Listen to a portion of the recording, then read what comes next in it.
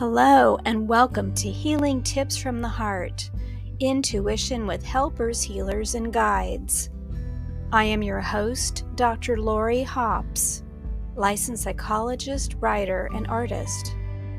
I've explored mind, body, and spirit related to intuition, or your personal guidance system, since early childhood. Meet my guests who have learned from their personal and professional lives to explore vast realms of knowing, synchronicities, and overcoming challenges. Their stories may inspire you with tools to enhance your daily living and relationships.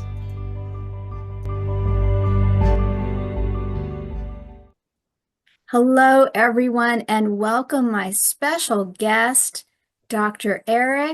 Rick Leskowitz, medical doctor who has retired after serving as a consultant psychiatrist for over 25 years with the pain management program at Spaulding Rehabilitation Hospital in Boston, Massachusetts, in the USA. He also founded the Integrative Medicine Task Force. He holds an appointment at Harvard Medical School and has studied energy healing, meditation, and hypnosis for over 40 years, presenting workshops all around the world on the integration of subtle energy techniques and theories with allopathic medical model. Rick has written widely for medical and lay audiences with over 50 articles being published in leading scientific journals. He's edited 3 textbooks, and he has a documentary film about group energies and sports, which I'm sure we'll hear a little bit about. It's called The Joy of Socks, S-O-X, Weird Science and the Power of Intention, and was broadcast on PBS stations nationwide in the fall of 2012. And he also most recently has a book called The Mystery of Life Energy, which we'll be talking about shortly. So welcome, Dr. Rick. It's so good to see you. Well, nice to be here, and thank you for inviting me, Lori. It's my pleasure. And I'd like people to know that I know you through the Association for Comprehensive Energy Psychology. I think that one of my very first meetings that I went to back in 2010, I may have sat next to you because you do have people who can't see you, you have a distinctive style and way that you wear your hair and such. And I thought, well, this seems like a very fascinating person. And so I love to see all these years later that I've gotten to know you and call you one of my esteemed colleagues. So thank you for being here. Oh, you're very welcome. So is there anything you'd like the audience to know as we get started with this interview? No, I mean, I think that thumbnail bio was, touched on some of the career high points, and the Association for Comprehensive Energy Psychology, ACEP, has certainly been a really important part of it as far as getting these energy concepts out there to a bigger audience of clinicians and ultimately of civilians. Yes. Lay people. Yes. Well, maybe we can start by your Joy of Socks documentary, since that's a very unique and different and intriguing title. And so can you talk a little bit about what that's about and how it relates to energy? Yeah, no, I'd be glad to. I guess the background has to be that I lived for most of my life in the Boston area, and we're rabid sports fans, even if we may not be particularly good athletes. And one particular team, the Boston Red Sox baseball team, went decades and decades and generations without winning. And then in 2004, everything sort of came together and they won the World Series. And it was just such an energetic phenomenon that the whole region really got caught up in this wave of enthusiasm. I mean, I saw it in my patients. I worked in a pain management program, and people tended to be, mood is kind of low when you've got chronic pain, but this was really a very effective antidepressant for having your home team win the World Series. But what really caught my attention was the energy aspects of it. I'd been interested in energy healing and energy medicine for a long time. Things like therapeutic touch was my first one, and then I learned some hands-on modalities. In 2004, I think I was, I had, of course, had been into the tapping from ACEP.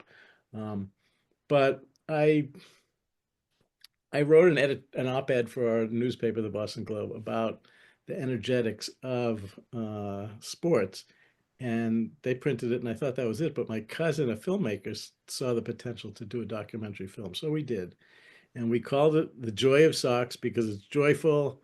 It's about the Red Sox, and if the audience is old enough, they'll remember the book from the 1970s about the joy of sex. So it was a nice play on words, but it was so much fun to do because we interviewed players who talked about what it's like to be in that energy field of fans rooting for them and Hmm. how they just take it in and build themselves up and get into the zone, as they call it. We also got to interview some of the scientists who were doing work on, you know, what is this energy? Is it real? Is it just a, imagination run amok? And we did a couple of really nice experiments to measure um, group energies in two different settings. One we did in the laboratory with the heart math people, because your heart rhythm is affected by the emotions of people near you. And so this is all available online, and the website for the book has these video clips that people can check out. The website is www.themysteryoflifeenergy.com. But the one we did at HeartMath, I was blindfolded and uh, couldn't hear anything and connected. My heart rate was being monitored by the HeartMath people's computer system. And then at some point, unbeknownst to me, four meditators came in and they sat behind me. They simply felt the emotion of appreciation coming from their heart. There's a visualization that goes with it. And within 10 seconds of them starting that, my computer readout of my own heart coherence, as they call it, just skyrocketed. And it was really, there was something in the air. It's not exactly clear what that energy is, whether it's simply magnetism, whether it's one of these, scalar energies. There's a lot of research still being done to what it actually is, but this proved that there definitely is something there. And we also did some measurements during a ball game because there's this is even weirder, but the human mind can influence physical events, and research at Princeton University showed that random events similar to, rolling a dice or flipping a coin can be influenced by people putting their intention and attention on the device. So they developed this random number generators where it would normally be 50-50 ones and zeros generated by the computer, but with attention, it varies. They took it to a baseball game and found out that the computer responded whenever the crowd was in a state of highly focused, intense emotion.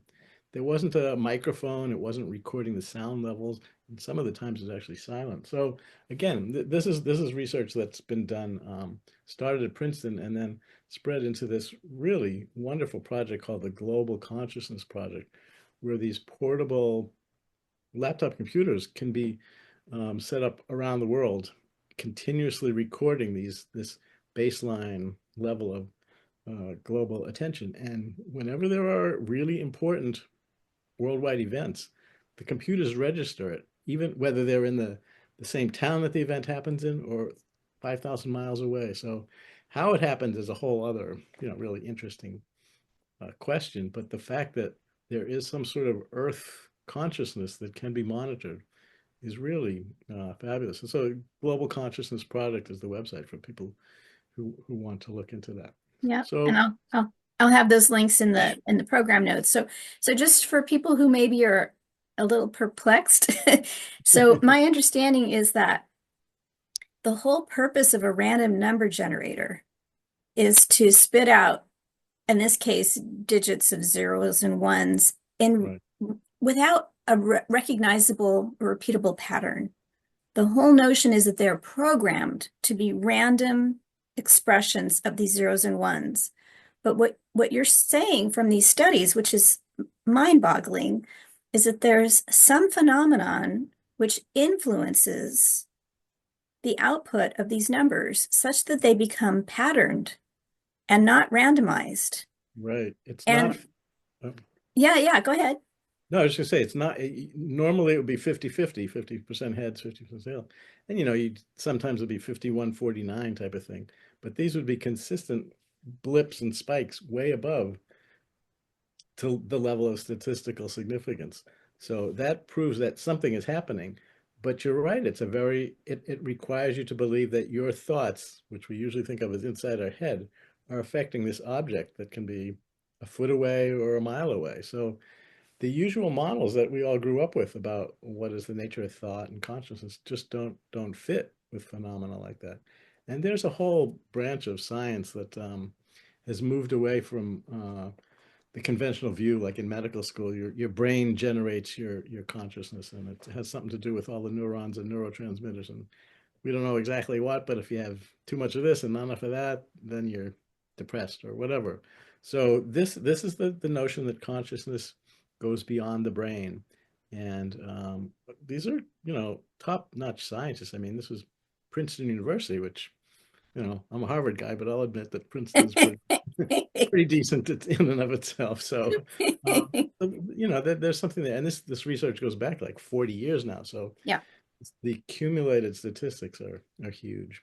Yeah, it's massive. And also that these anomalies of going against the odds or outside of the 50-50 split is it's time stamped to coordinate with the phenomenon around it. In other words, when the crowd gets excited or when the world stops to pause because of a tragedy or some amazing positive thing that's happened, the changes in these number generators coordinate with those timestamps. They don't happen before and they don't happen after. So there's some kind of a correlation that's Yeah. repeatable, that's found around the world. And like you said, we're not quite sure what it is, but Yeah. something Yeah. about consciousness draws us together in these massive events. And many people are aware that, and we're recording this, I should say, in the late winter of 2025. But many people are aware that there's a lot of changes going on in the world. Um, some say for the better, some say for the worse, but the recognizable patterns of what we've been living under are changing quite dramatically. And you have written about and read about the consciousness of the planet, that we aren't just living on a rock that's hurtling through space, Mm. that there's an energy field that humanity and the animals and atmosphere and weather and so on interact with. This notion of an independent and interdependent identity of the planet that some refer to as Gaia, Gaia. And that's a, a remarkable idea that has deep roots beyond our kind of 3D scientific view of reality. So can you speak a little bit about that, since we're already pushing the boundary of kind Yeah. of known Yeah. conventional No. wisdom? Let's go a little No. further. No, exactly. Well, the human body has a biofield. We have energy centers, we have pathways, acupuncture meridians, and a field around it. Animals have it too. You can see diagrams of a horse with their acupuncture meridian. So the question was, is the earth a living organism? We don't think so in Western science, but every indigenous uh, peoples around the world worships as a conscious being. It turns out that there is a lot of work that has documented the energy fields of the earth. I've had a chance to go to England a lot because my wife is British. So there's a whole subsection of that in England where they've mapped out the alignment of many of the different sacred sites, especially in southern England, where this started out just a random observation, but somebody noticed that along the same pathway, if you go that way straight, there's an old chapel. If you go that way, there's an old stone circle, and right here is a sacred well. And they mapped it out in what they called ley lines. That there's a couple of diagrams. It looks exactly like an acupuncture meridian going across the southern part of England, with the points being places like Glastonbury and Stonehenge and places like that. So I've gotten very interested in it. That what they called it in British is geomancy. I think Ah, that should be up properly. So it's a known science. It's very analogous to feng shui in traditional Chinese medicine. But I've gotten very interested in the idea that the earth as a whole has this energy field. And when it changes, everybody who's connected with it changes too, Mhm. because we're all interlinked. The main thing about the Western materialist model is that we're all just separate, disconnected pieces, and that we kind of bump into each other once in a while. But it's, as you said, it's random. Whereas the indigenous view is that we're all interconnected, and I think it's the subtle energy that interconnects us. So the earth is a being too, and she goes through evolution of consciousness the same way that humans do. And I think something big is happening now. I mean, you have to be blind not to sense that something is cooking. And I don't honestly know whether it's because the solar system is entering that part of the galaxy with high energy photons, the photon belt, that's one theory, or whether energy is being beamed down by, extraterrestrials or what, but something is cooking and it's bringing all of this stuff to the surface because everybody is interconnected through it. So I think it's really important because there's so much polarization now, us versus them and good guys and bad guys and things like that. It's really important to remember that we are at base all interconnected, and we can be sort of influenced by thoughts and input to veer off this way and that way and see differences. But at heart, we are all connected. And that's why the research I did on some of these sacred sites in England was really grounding, literally, because it was about the connection to the ground. And some of the places that Americans have heard of Stonehenge for sure, but that's not actually not the largest stone circle in England. There's one 15 miles away called Avebury that extends around an entire village, and it's um, you can walk amongst the stones, which you no longer can do at Stonehenge. So I've had a chance to go there a few times, played around with dowsing. I'm not particularly good at it, but you can sense some energies around the stones and in that area. And then maybe the I guess it's not a technical word, but the coolest thing that I've come across has happened in that region of southern England over the last 30 years or so, in some of the wheat fields, sometimes just literally across the street from Stonehenge, within a matter of an hour, these amazing patterns will appear in the fields that you can see from overhead. They were detected first by some of these tourist ultralight flyover planes that were, taking pictures, and then they saw these incredible patterns in the wheat fields where, um, this is another book. They call them crop circles, and that's the kind of, you can see how complex it is. This is like several hundred yards across, so it's not just some little diagram. Um, and raised all sorts of questions like who, what, why, when, how kind of things. And there honestly aren't really definitive answers yet. The official media sponsored version was, um, it's kind of ridiculous to say, but these two retired farmers said that they dragged planks of wood across the fields and knocked over the wheat in a pattern that from above you could see was, uh, but they only demonstrated with making a circle in a straight line. But these other ones now they're like very complex, geometric designs, logarithmic spirals, and incredibly complex. There'll be, dozens of, actually here, that that's one of the diagrams from a crop circle calendar. That's Oh, February's crop yeah, for circle. those who are just listening and not Oh, right. can't see, so there's a calendar behind Rick on the wall that looks kind of like concentric circles with rays coming off of the edges. Yeah.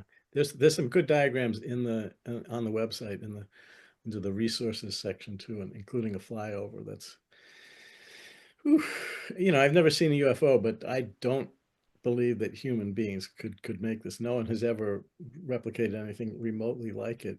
And so there's all sorts of theories about what that's about. I don't know how. I suppose you can edit this out if it's too far out, but I have been into obtaining information from channeled sources for a long time. As long as it resonates as true, I don't really care where the information comes from. Yes. And some of the stories about crop circles are that in southern England, because of the ley lines and the stone circles have anchored a very coherent kind of extraterrestrial energy that becomes a canvas that these kind of designs can be painted on through some sort of energetic transfer, and most likely from, some extraterrestrial source. And so it's imprinting these new ideas, these new designs, a new sense of awe. I think that some of the sources say that's the most important thing, is the sense of awe that you get from it. It's not to analyze it and figure out what does that diagram mean. It's just, wow, there's something really awesome in the original sense of the word awesome, not the Yeah. way it's trivialized now, that's going on here. And so they tend to happen in Southern England, and they're sort of setting the stage, imprinting some of this new energy to help in this process of transformation that we're going through, because it's very easy to get focused in on all the upsetting, anxiety provoking stuff. And, the media is sort of, well, it's like designed to focus on that and to get you upset. So it's really important to have some way of connecting to something bigger, whether it's going to crop circle, looking at crop circle pictures, or just going for a walk in the woods or in the park. Yeah. Nature can be a really powerful connector that way. Thank you for that. It's so fascinating. You and I spoke about this back last year at the ACEP conference. We had some time together. It was delightful. And I had just found out a little bit more about crop circles. And what I found out and didn't really realize was that the individual plants are not disturbed from their growth pattern. They are bent, but not broken. And when they become aligned again in their normal growth pattern, they not only thrive, they don't die, they thrive, but that there's some evidence to show that their nutritional value is enhanced. So that is fascinating too. It's not just the design, Yeah, right. but No, something's happening. Now, are you aware of any kind of like electromagnetic readings or anything that's gone on in the crop circles to try to measure the atmosphere or the land? yeah, it's being done. It's not very rigorous and hard science, but Okay. certainly people are wondering what's going on. And everything from radioactivity to negative ions have been detected at higher levels there. And simple electromagnetic field measurements are also showing something, changes. As you mentioned, the chemical structure or the compounds within the wheat stalks have changed too. Again, there are some pictures. We took back a sample from one of the crop circles of a stalk that wheat grows in segments with nodes every, what is it, 4 or 5 inches. And according to those retired farmers, everything would have been cracked and bent and broken. But this one goes up, bends across, and then comes out. It's not flat on the ground. Many circles are flat on the ground, but this one is up about 6 or 8 inches Hmm. in parallel. And then there's hundreds of these wheat stalks, all bent in the same way. Hmm. There's a theory that microwave radiation is melting the nodes and then it refreezes, but we have not been able to replicate that. And similar kind of measurements with the stone circles. That there's some very simple devices that can um, detect magnetic field, that just by a coil of copper wire, if it moves in an electric field, it generates a small electric current.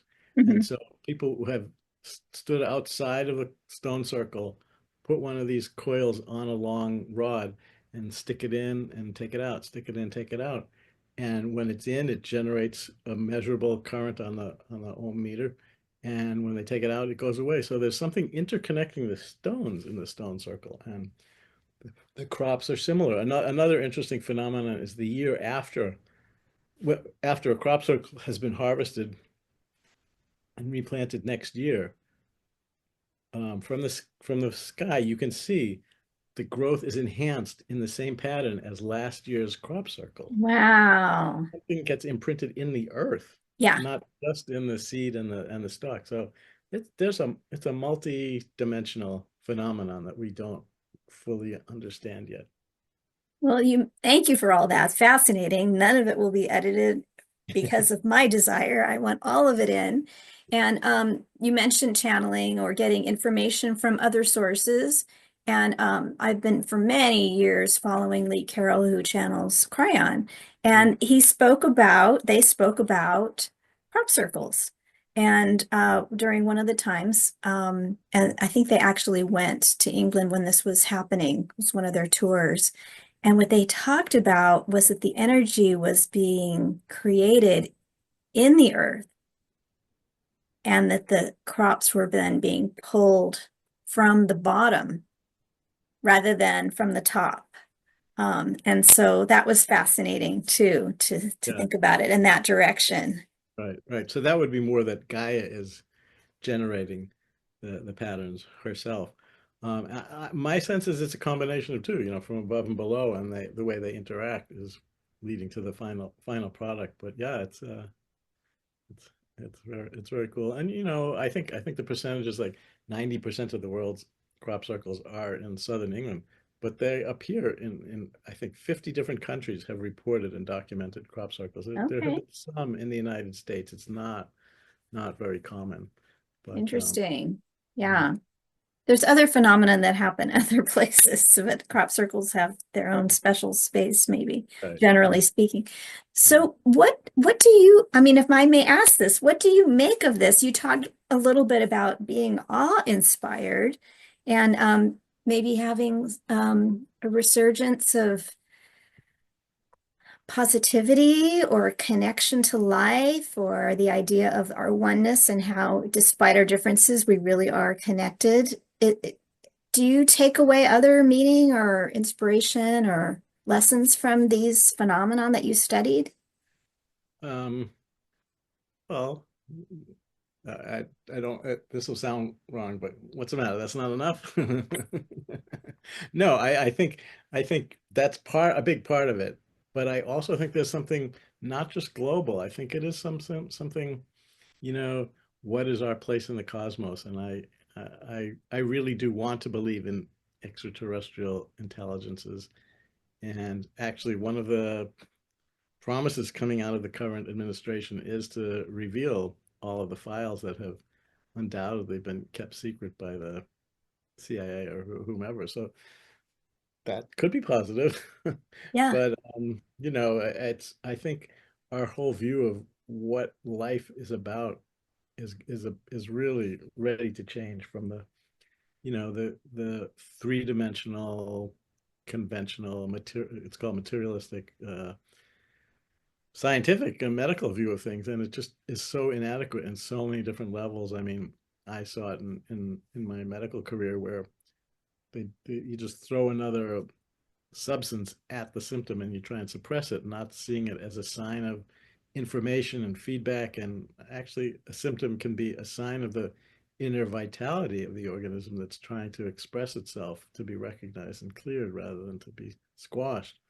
And it's just going to take such a big reorganization that I'm sure we can do it. I mean, organizations like ACEP are really important in anchoring a lot of this. And I assume your viewers and listeners know that you are a past president of ACEP, but that was a really important role to play to keep this organization coherent so that it can keep doing the work. Because I think it's going to be one of the stabilizers as we go through these times. I mean, the World Tapping Summit is happening this week, yeah. and they get like a 500,000 people learning how to tap. So the numbers are really getting to the tipping point where you would think some of this the age of Aquarius can start. I'm not into astrology. Okay. Uh, I can say some of the words and I know some of the patterns that they talk about, but the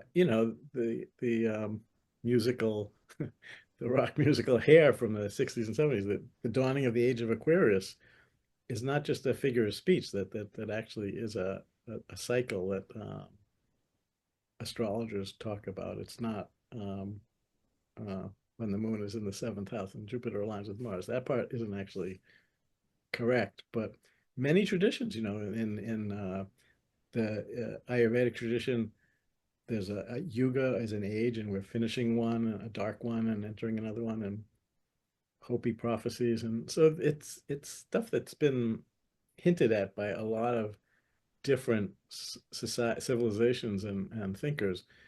We've been particularly blinded by our very limited point of view, and I think it's just in the process of bursting open. One person at a time, I think, is how it happens until then there's Yes, no. one person at a time. A couple of things about the cycles, about every 2,000 years, we have another resurgence of a sacred being or a sacred time. And so we're here now. And then the Mayan prophecy too of the shifting of the timelines, the 2012 transition. Some people say 2020 was actually when it happened, because of COVID and, the world shut down and so on, but that, this great restart and the petroglyphs, the rock drawings that show the split between staying grounded or humble or bent closer to the earth. And then those who lift off and say some might that be ascension or travel outside of the earth plane or whatever it is, but that second timeline ends where the first one continues. So all of these things kind of are speaking to some things up, some things happening. But the individual transformation of consciousness, I think, is the what part of what we're being called to. And, they say how do changes in paradigms happen, one funeral at a time, meaning that, the death of the old, but it happens one at a time. And the new consciousness comes up with new generations, but also the calling to go within. And a lot of people are calling for communal connection, but also individual connection, whether that's spirituality or an inner sense of knowing or whatever it is that we are starting to mine our individual empowerment, not as a self-serving design, but in order to better connect and understand and work together. I recently had a phenomenon happen to me. I was trying to fall asleep at night and I saw something that in my mind's eye, in my physical space when my eyes were closed on the left side of me, that I found annoying because it was keeping me awake. And then a part of my consciousness went, wait a minute, what are you seeing? Maybe you should pay attention to this. This is a gift. And it was basically a light source of some kind with a smaller one next to it. And so I inquired intuitively, what is this? And what I heard was, this is a personal infusion of light that every single human on the planet is being gifted. Wow. And that different people will become aware of it or not in their own time. And since I'm a seeker and interested and always asking anyway and wanting to interact this way, that this was the gift for me at that moment. And I asked in my sleepy mind, well, what can I do with it? And the answer back was sort of like, what do you want? And so I thought, okay, well, right now what I want to do is go to sleep. So if this practically can help me fall asleep, fine. And if it's meant to be, then I will explore this more in the morning, which I did. And I'm slowly becoming more accustomed to it. It's almost like an upgrade or an individual patterning that's a link to something else. And so I'm using it with art, and I've been trying to play the piano for many years, and it's getting a little easier. I have some blocks around that. I see them, and I'm not using the other energy methods for this. I'm just using that light.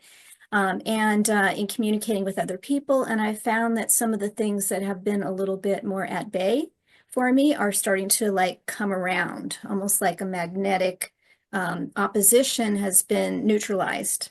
And so things are coming in a little bit more cleanly and in a loving way. So I invite whoever is interested to see whether this matches for you in any way, and play with it and see. But those individual invitations of having your life change in recognizable ways are what creates paradigm change and connection to newness and possibility. Wow, that's a beautiful story, Laurie. That I think is in its own way, different people are going through something similar. The energy shift is unique for each person, but I think there is this, talking about vibrations is a good way of thinking about it. That it's a heightened vibration that you perceived it as a visual thing in your imaginal world. Other people, see things out there, hear things. There was not quite the same, but it was just World Sound Healing Day last week, and the people around the globe did their toning and chanting and humming and singing, and created an impact on the global consciousness random number generators as well. So I think each person goes through their own shift, but you honor it, you welcome it, and you're open Yes. to it. For people who push against it, there's more friction, you could say, in internal energy friction, and that can create either physical symptoms or life events that will get to the point of getting your attention, saying, what the heck's going on here? And people will take a look and realize that pressure in the chest is actually something trying to open up, for example. Or, Hmm. it's not just a migraine headache, it's your third eye opening, to kind of making it up. But those are the kinds of things that I think are happening a lot now. And it's for each person, they come to their crossroads. And, is it throw another medication at it, or dive in and explore it and see what's really there? And there are a lot of tools now. Energy psychology is really valuable for stabilizing the biofield. But sometimes you don't even need a tool. Like you're just taking it as it happens, and that's wonderful in and of itself, inspiring that you don't need to, because we can get too dependent on tools too, and sometimes it's just the beingness in in the presence of whatever this energy or consciousness or shift might be that's the Yes. thing. That's great. And so thank you. And I'm thinking about the work that you've done with subtle energies with phantom limb when you started talking about physical changes in the body and how they can be messages on different levels. Of course, and I think I just need to state the obvious. If you're having chest pains, get it checked out by a team of helpers to make sure that you're not having some kind of a life-threatening situation happening. But while you're going through those phases, you can also ask these other questions. Does this have meaning for me? Is something else opening up? What have I been resisting? Is there something more that I need to know or understand about this? So it's not a one or the other, it's a both and. Yeah. Exactly. Exactly. Yeah. um yeah, you mentioned phantom limb pain. um I hope it doesn't sound too weird, but that was my favorite kind of chronic pain, was Okay. phantom limb pain, because it's so unusual and just hard to make sense of. For people who may not know, it's the kind of pain that arises after an amputation, most commonly. So you can have an auto accident, your arm is damaged and it needs to be amputated.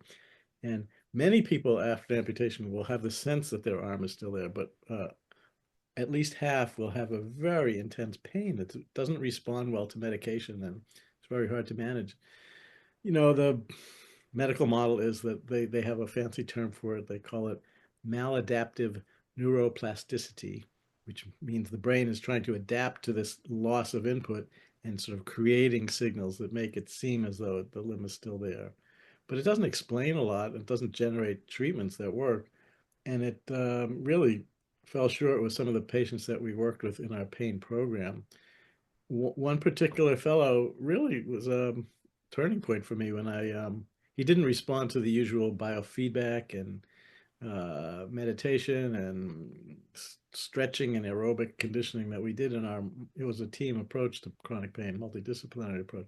So I said, would you like to try something different? And he said yes, because chronic pain patients are willing to try anything, and their doctors don't care if you're doing therapeutic touch or whatever. Just try and help them.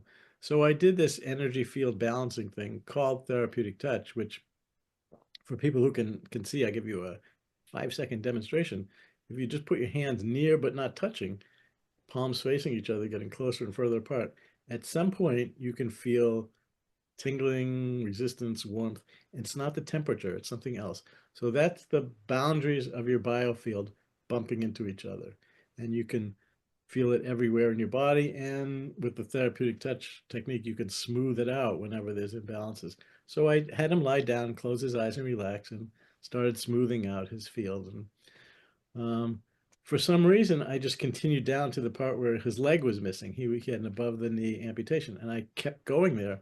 And that pressure feeling that I felt that I feel in my hands or over his body, I continued to feel even over his missing leg. So I was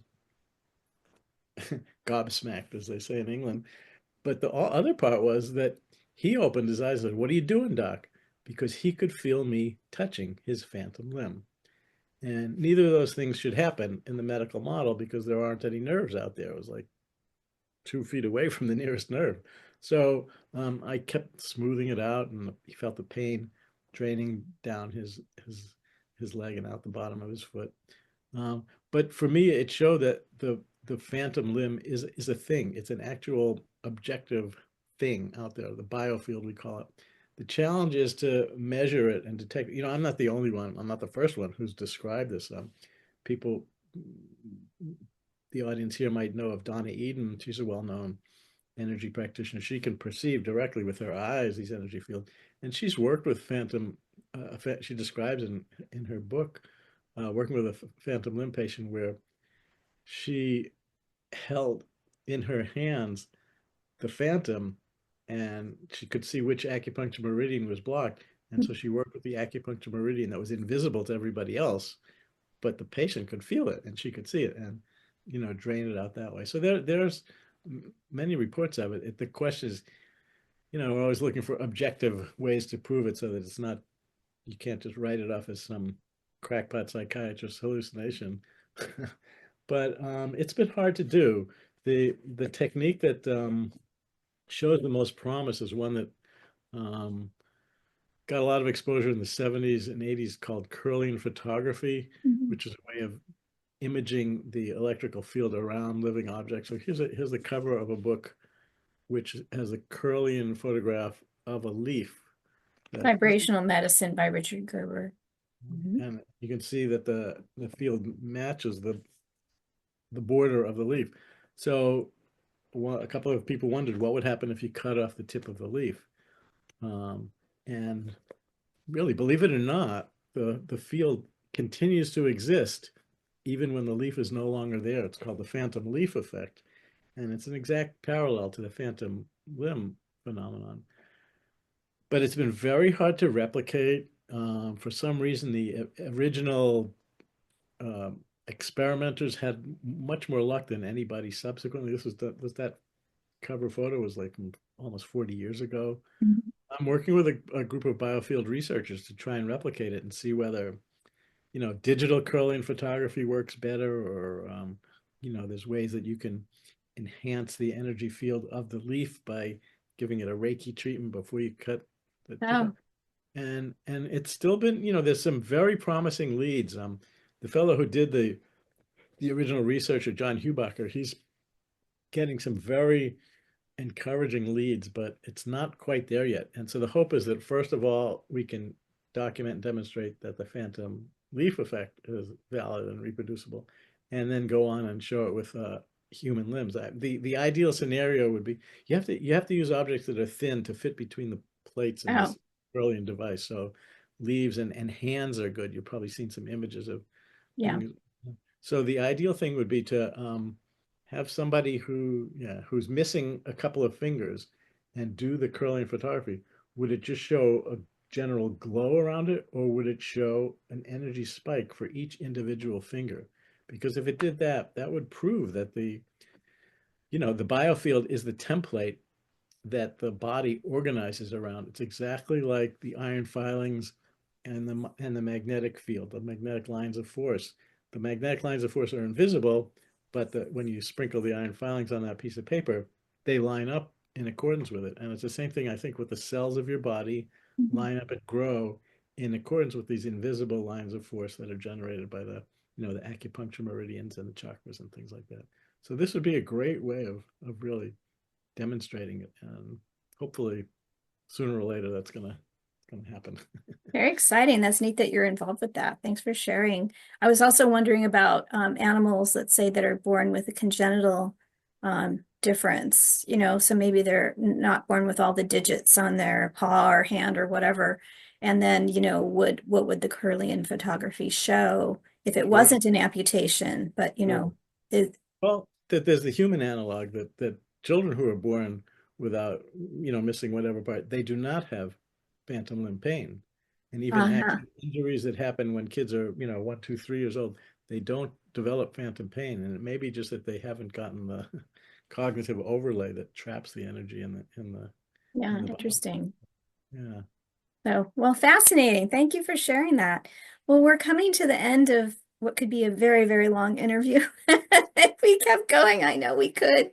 But is there anything else that comes to mind that you'd like to share before we say goodbye for today? No, I think we touched on a lot of important things in that period of time. I would recommend that people at least check out the website because there are a lot of resources embedded in the website. Some video clips of the experiments we did, the crop circle flyovers, some of the photographs of part of the book is about other medical pioneers who got excommunicated by the medical church over the years. Yeah, And there's a blog, and if people want to sign up for the blog, there's a way to do that as well. So those would be some next steps if people are interested. wonderful. I'll make sure that all of that is in the program notes. Oh, thank you, thank you. Yeah, and I thank you so much for your time and your contribution to the literature and to life itself, and for being the kind of an open person who is willing to explore things that others are hesitant to consider. That's a special kind of a pioneering energy that I deeply respect and want to thank you for. Well, thank you for your kind words, Lori. I appreciate that. Okay, thank you. Bye-bye, everyone.